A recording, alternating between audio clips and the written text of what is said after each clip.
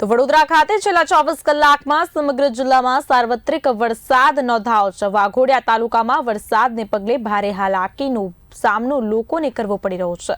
વાઘોડિયામાં અનેક નીચાણવાળા વિસ્તારોમાં ભરાયા છે વરસાદી પાણી।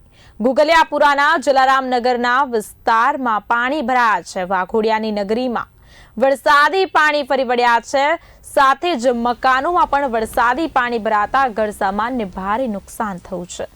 ઉપરવાસમાં વરસાદને લઈને વાઘોડિયામાં વરસાદી પાણીની અસર અત્યારે જોવા મળી રહી છે।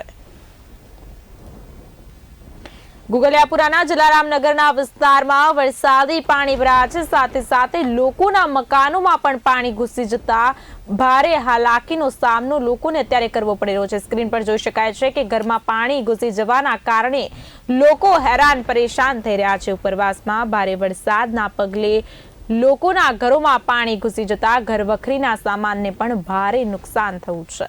વાઘોડિયા તાલુકામાં વરસાદને પગલે ભારે હાલાકીના દ્રશ્યો સ્ક્રીન પર જોઈ શકાય છે।